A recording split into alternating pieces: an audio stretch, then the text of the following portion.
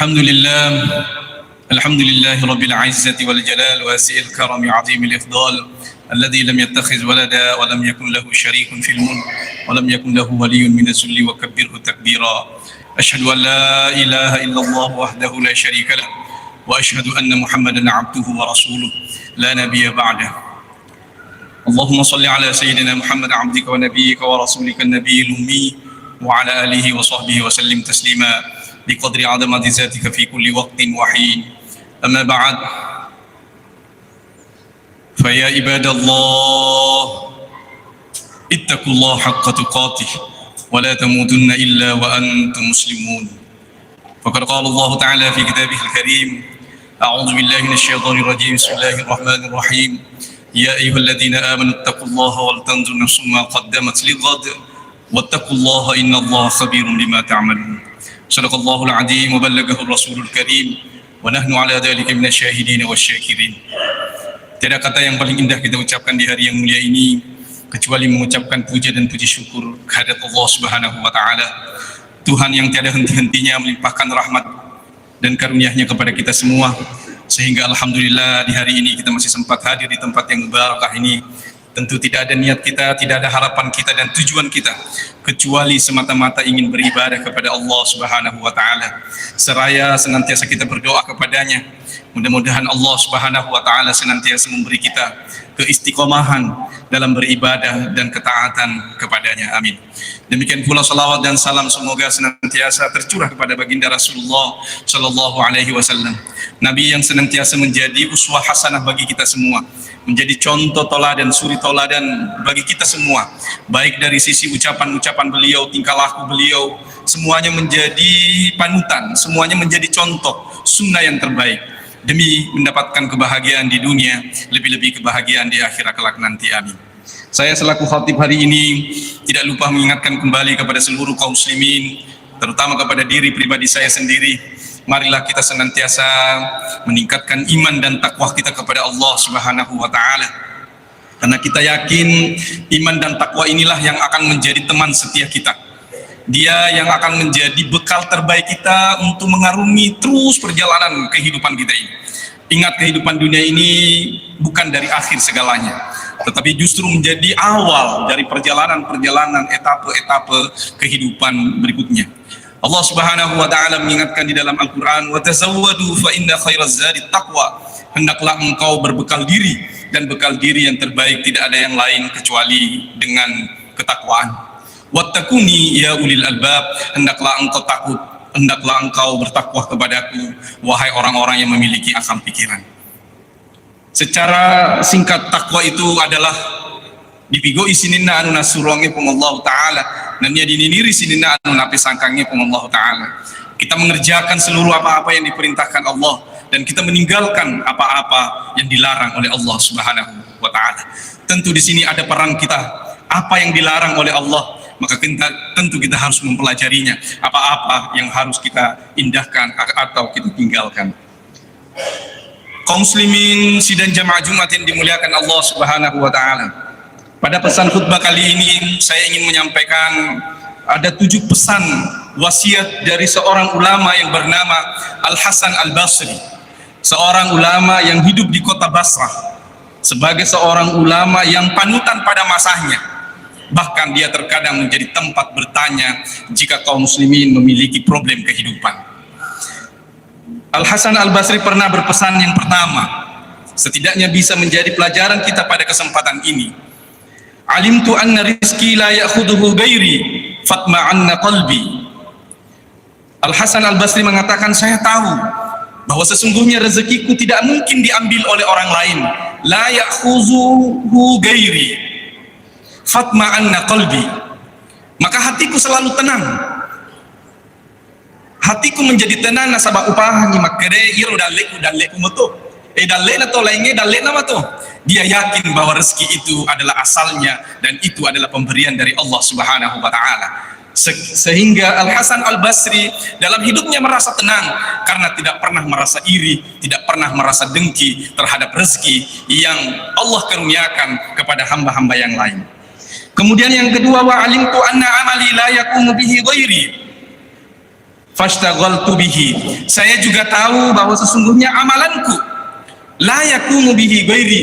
Tidak mungkin orang lain yang akan lakukan. Nareko tolenge maka amala alina motor runtui.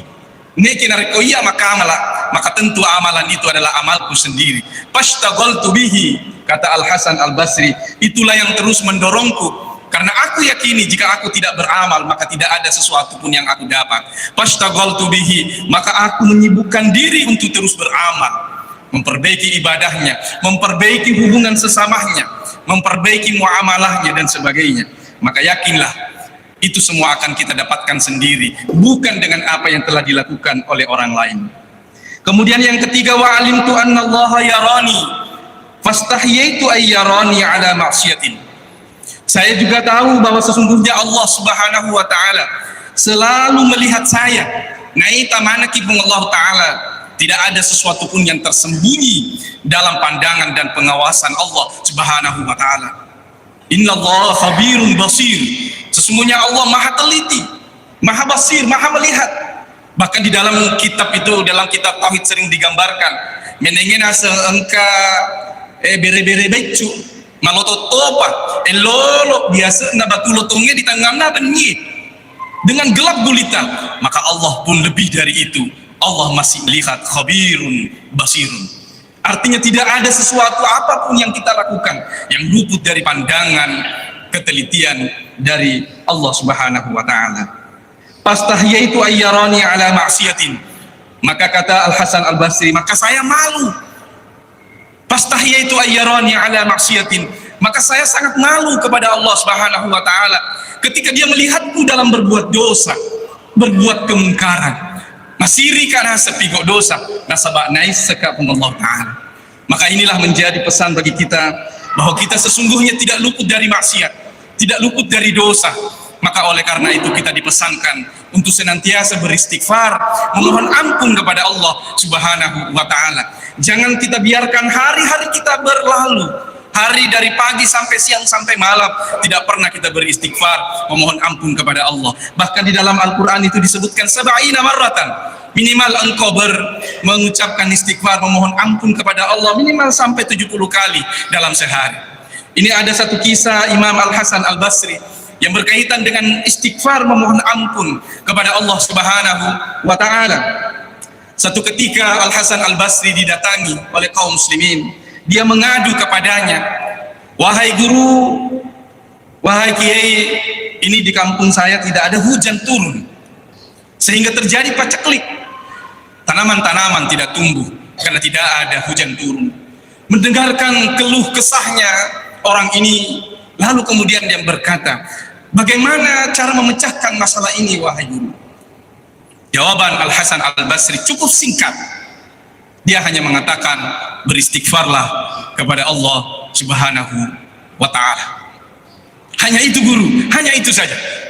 Kemudian orang itu balik. Tidak lama kemudian datang lagi orang bertanya kepada Al Hasan Al Basri. Dia mengeluhkan tentang kehidupannya. "Wahai guru, kami ini hidupnya miskin. Kasih asik kak nese. Saya juga ingin seperti orang lain hidup berkecukupan." Dia ceritakan problem kehidupannya dengan panjang lebar di hadapan Al Hasan Al Basri. Al Hasan Al Basri hanya menjawab, "Fastaghfirullah." Beristighfarlah kepada Allah Subhanahu wa taala. Tidak lama kemudian orang ini balik, datang lagi. Ada lagi orang lain yang datang kepadanya mengeluh, kesahkan kehidupannya. "Wahai guru, saya juga ingin seperti hidup bahagia dengan orang lain, punya keturunan, punya anak. Mitanina sedegaga anakku. Wahai guru, sekiranya ada doa yang bisa diajarkan kepadaku, dan kegapangkau kenro bisa saya lakukan sehingga saya juga bisa punya anak keturunan malolomo panas." Apa jawaban singkat Al Hasan Al Basri? Dia mengatakan, "Fastaghfirullah." Hendaklah engkau beristighfar kepada Allah Subhanahu wa taala. Kaum muslimin sidang jamaah Jumat yang dimuliakan Allah Subhanahu wa taala. Ternyata dialognya Al Hasan Al Basri dengan kaum muslimin yang datang mengadu mengeluh kepadanya itu ternyata diperhatikan oleh seorang murid yang senantiasa mengikuti dan bersama Al Hasan Al Basri. Maka dia memberanikan diri karena dia penasaran.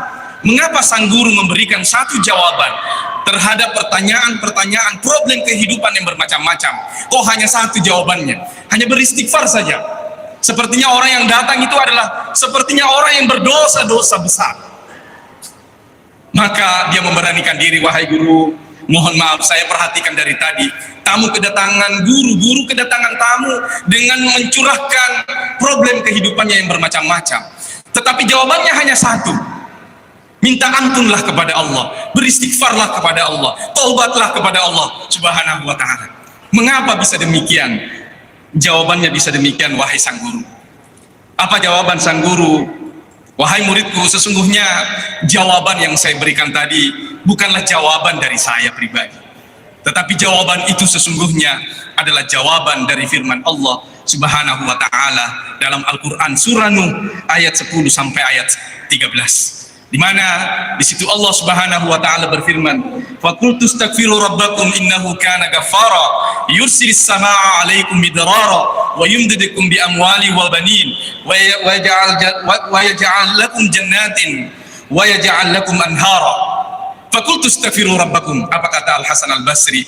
Ayat ini memberikan perintah bahwa Allah mengatakan, maka aku katakan kepadamu, beristighfarlah kalian, innahu kana ghaffara, karena sesungguhnya Allah Maha Pengampun. Yursilis samaa'a 'alaikum midrara.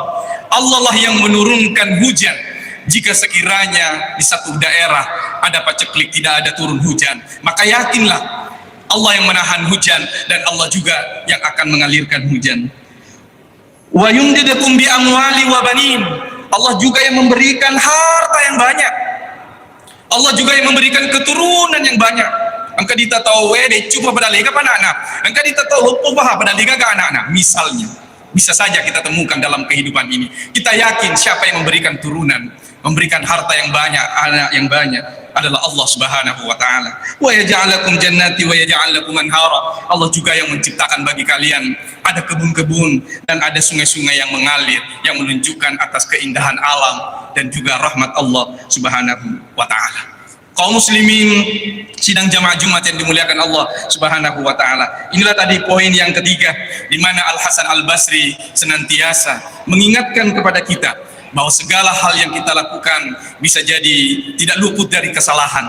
Namun demikian kita tetap pasrah dan senantiasa beristighfar, memohon ampun kepada Allah Subhanahu wa ta'ala. Kemudian yang keempat, wa alimtu annal mauta yantaziruni fa'addatu zadalahu. Saya juga tahu, kata Al-Hasan, bahwa sesungguhnya kematian itu senantiasa menungguku. Fa'addatu zadalahu. Karena saya tahu bahwa kematian itu pasti akan kita temui, maka saya senantiasa menyiapkan diri, menyiapkan persiapan untuk menemui yang namanya kematian. Yang kelima, wa alimtu anna safara tawilun wa laysa ma'i zadun fattaqaitullah. Saya juga paham bahwa sesungguhnya perjalanan kehidupan manusia masih sangat panjang dan saya tidak memiliki persediaan yang banyak. Fattaqaitullah, maka yang saya adakan adalah saya senantiasa bertakwa kepada Allah Subhanahu wa ta'ala, karena takwa itulah sesungguhnya adalah bekal yang terbaik di mana manusia nantinya akan melalui beberapa tahapan-tahapan perjalanan. Yang keenam, wa alimtu anna tariqa mauhishun wa laisa ma'i anisun fahafiztul Qur'an. Dan saya juga tahu bahwa jalanan yang akan dilewati oleh manusia sangatlah sunyi dan sepi dan tidak ada teman yang menemaninya. Fahafiztul Quran, maka saya senantiasa menghafalkan Al-Quran dan membaca Al-Quran. Kenapa? Karena bacaan dan hafalan Al-Quran kita itu akan menjadi cahaya dan syafaat di hari kubur dan di hari kemudian nanti. Kemudian yang terakhir, wa alimtu anna hubballahi fi hubbi rasuli fa ahbabtuhu. Saya juga tahu bahwa sesungguhnya orang-orang yang sering mengatakan saya cinta kepada Allah, maka anna hubballah, sesungguhnya orang yang mencintai Allah itu sesungguhnya fi hubbi Rasulillah, maka kecintaannya itu adalah kecintaan melalui Rasulullah sallallahu alaihi wasallam. Fa ahbabtuhu, maka aku sangat mencintai Nabi sallallahu alaihi wasallam. Tentu yang dimaksud cinta dengan Rasulullah adalah kita mencintai seluruh sunnah-sunnah Nabi, kita menjalankan sunnah-sunnah Rasulullah Sallallahu Alaihi Wasallam. Maka ketika kita lakukan hal seperti itu, maka pada hakikatnya kita telah mencintai Allah Subhanahu wa Ta'ala. Barakallahu li wa lakum fil Qur'anil azim wa nafa'ani wa iyyakum ma fihi minal ayati wa dzikril hakim wa taqabbala minni wa minkum tilawatahu innahu huwas samiul alim.